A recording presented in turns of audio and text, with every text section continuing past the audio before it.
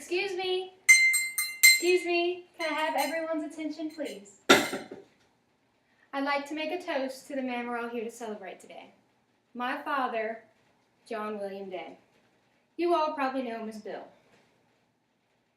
My father was born the middle child of 3 siblings, whom his parents, Ruth and John Day, somehow managed to raise. Now, this is probably what led to his sarcasm, but also his determination.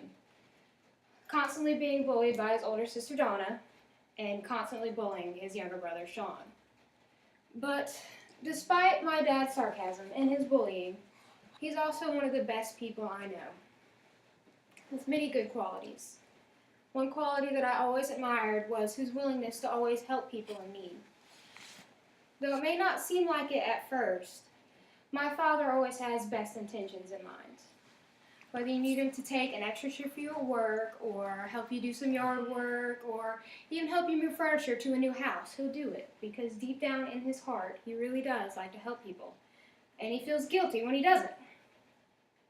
But just be prepared for some sarcastic, smart-aleck comments like, "How could even one person own this much stuff?" Or, "How could this thing be so heavy?" But I think it makes the work go by faster. Who doesn't need some comic relief when they're working? And in my time of need, my father is always the first person I would go to, because I know he would fight my battles for me or logically think through the situation, depending on the circumstances. Now, my father might be too nice for his own good, because sometimes this leads him to be used and walked over. But he doesn't let him get this down, because my father is also one of the happiest people I know. Now, despite how dim or dark the situation might get, my dad somehow manages to remain chipper and bright, like the sun in the constant darkness of the universe. Now, even when he does get down, he knows he can't let his emotions control him, something that he often tells me. And he just brushes off his blues. And I will always admire this in my father, always admire his ability to get back up when he's knocked down, and bring people up when they are down, like he's done with me countless times. Now, in some people's eyes, this constant happiness may paint him to be the class clown, or the village idiot, but not in my eyes. In my eyes, this makes him stronger and more dependable than anyone else, because he's always there for you. Always there when you need a smile to be put on your face, or always there when you need a good laugh and to relax and take your mind off of things. My father will always be that same funny guy who's always there and will never change to please anyone. Which is another great thing about my father, is he's not afraid to be himself.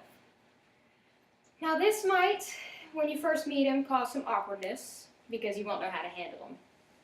Which I'm sure you've all experienced. He's got a punch-in-your-face personality. But this just makes me love my dad even more. Because number one, it's really fun to introduce him to people and watch the reactions. And number two, I'm sure, like you've all experienced after a few interactions, you know, he's just being genuine, just being funny, and will always tell you like it is. And will never lie to you. And always give you his opinion, regardless of if he asks for it or not. And I believe this type of honesty is something that isn't with everybody in this world, and I think it's something that should be appreciated and spread and not taken for granted.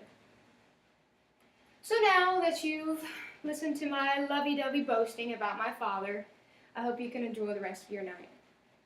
The rest of your night with friends, food, and drinks. And I hope you can help me wish my father another 42 years of a happy, healthy life. Thank you.